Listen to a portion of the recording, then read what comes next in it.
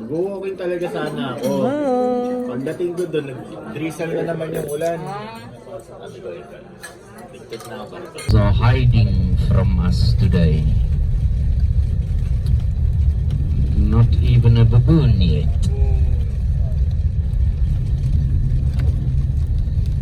And of course, if you look to the right-hand side, you see a dark foam on the on the sea. So, just for interest's sake, if you see this foam, that is actually sulfur escaping from the sea. Obviously, creatures in the sea also die, and the sea itself also take on carbon dioxide. So at some other point, the sea must get rid of it. And it gets rid of it by what is called sulfur eruptions. And that's where you have this foam that you see. So it's not pollution, that's the product of the sulfur escaping to an hour and a half. But you can go up the steps just to the first sort of level. Nice pictures from there. And then of course at the sign. So you choose what you want to.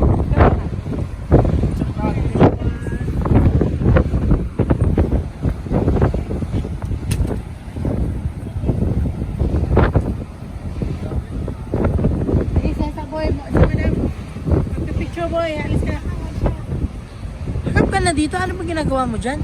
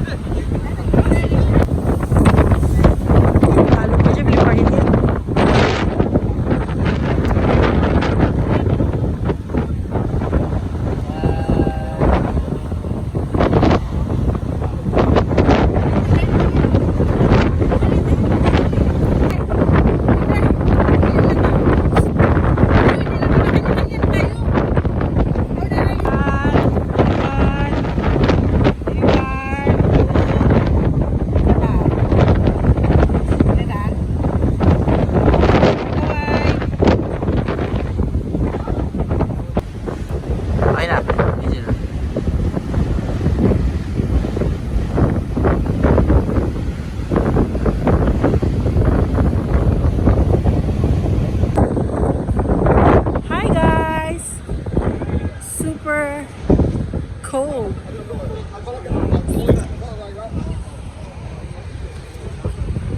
Look at that view.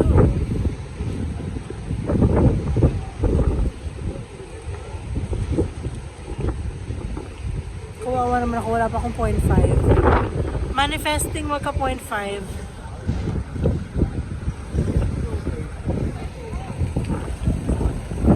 Kailangan ng sasakyan.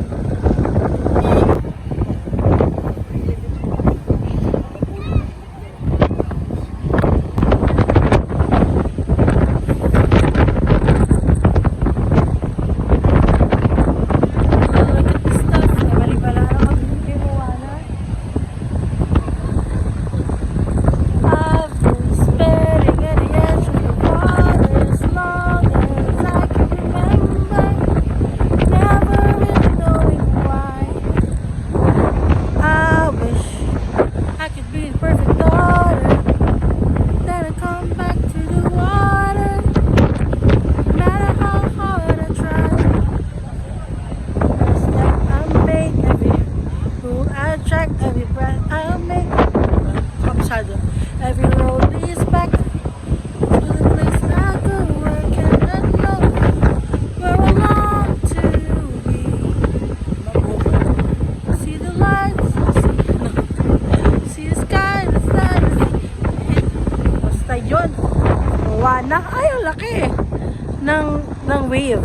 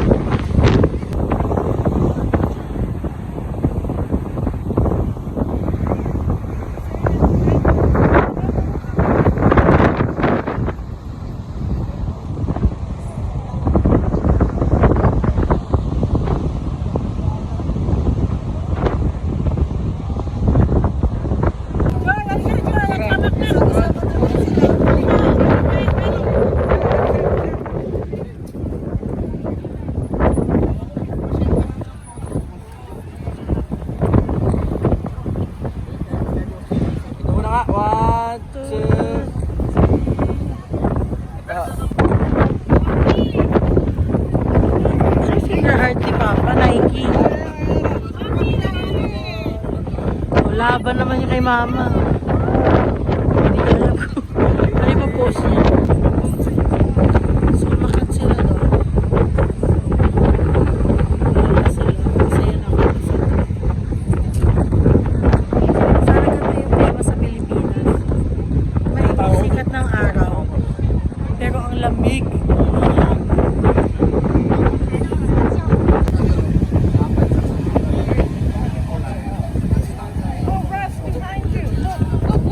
The birds.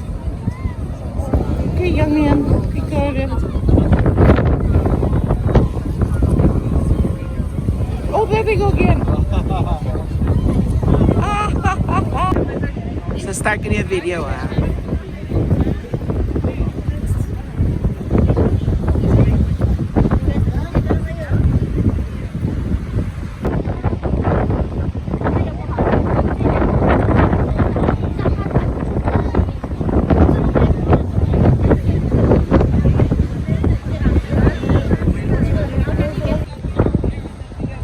Grabe, pag dito may view.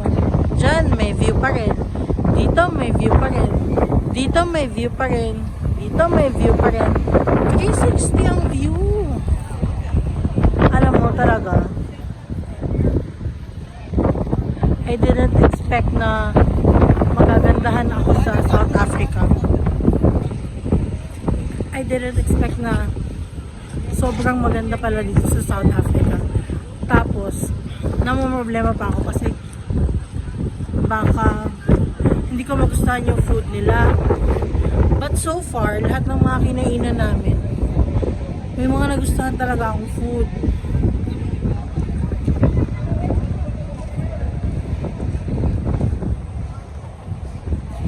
And parang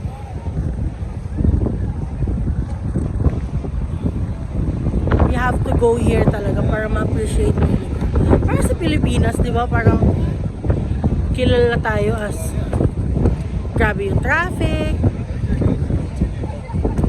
Tapos, marami daw mga magnanakaw, unsafe daw. Though, kilala din tayo as hospitable, friendly.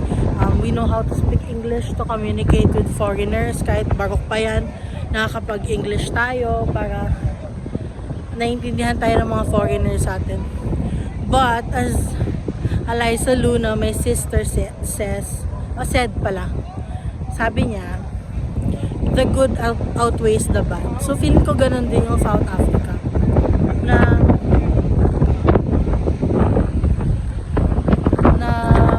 nalalaman lang yung unang nalalaman yung mga negative, but the good outweighs the bad.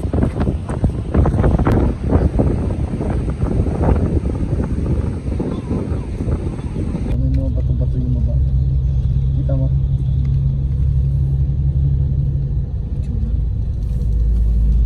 Gandang pa lang. Nagkaan na siya. Nagpuputik. Sila pa rin yan. Oo, sila. Iba. Side ka.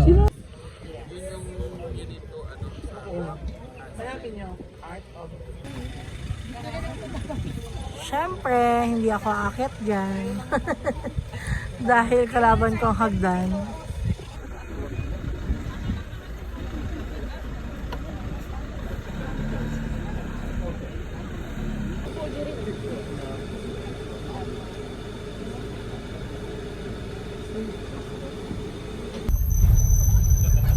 Ayan yung daanan ng funicular.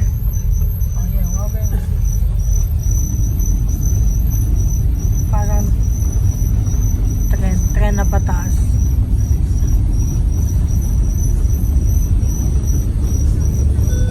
Grabe, ang ganda oh.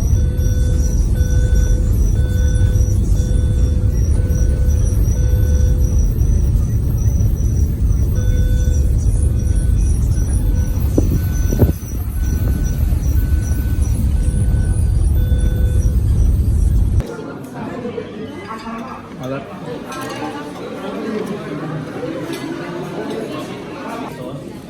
Meron? May sauce yan. Mamaya banana rin naman. May isa.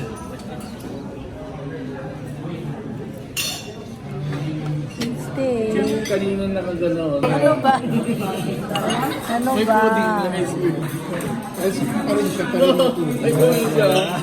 Tingnan natin.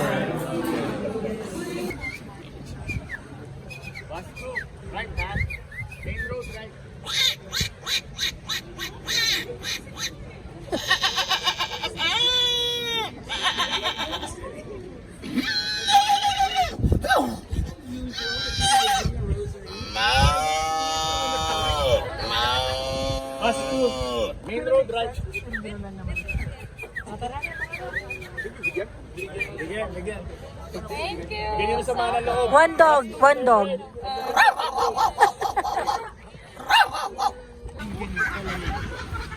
Home to the penguins.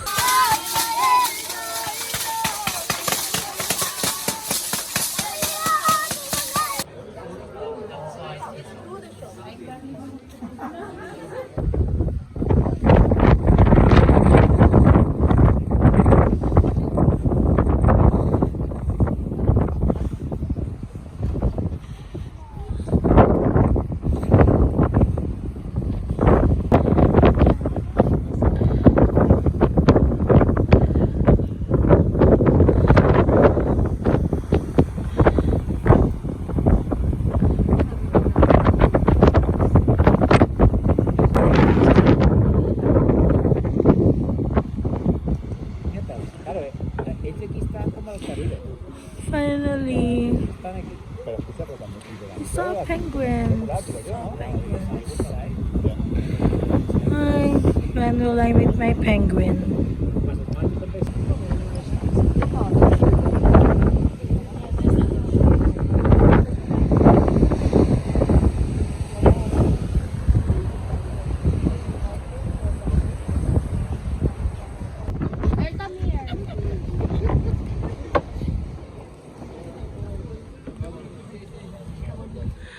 Ba't naman ayaw nyo magsigalaw? Dapat naglalakad kayo. Para mga stop toilet dyan. Ah, that one's walking.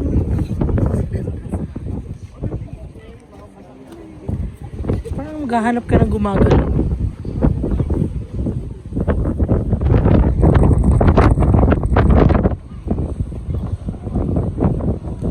No fish.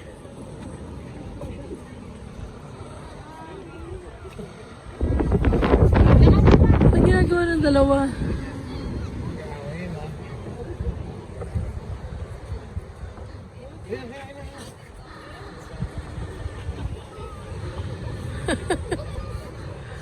Ano ginagawa nila?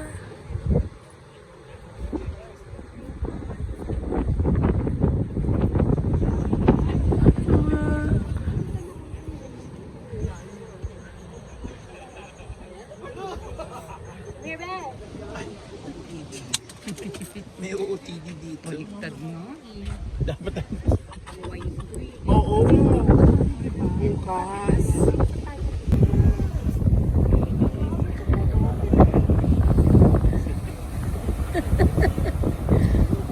Thank you for walking.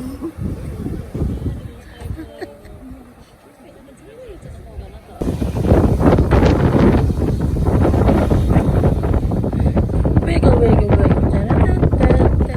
Wiggle, wiggle, wiggle.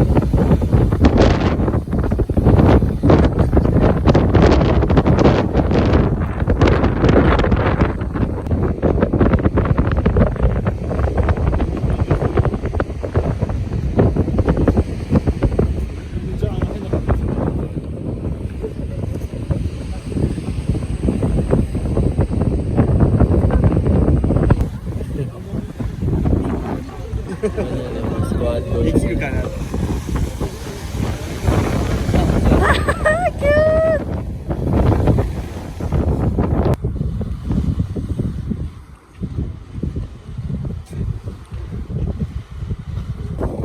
Bye, penguins!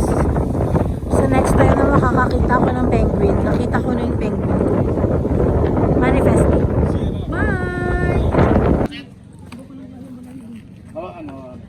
Bakit nakawala kayo? Hoy, Hawakan bawal siya. daw hawakan. Bawal daw? Pasaway ka. Pagising mo, ganyan yung view. Oh. Sana all. Kiri, kiri, kiri. You say you love me too.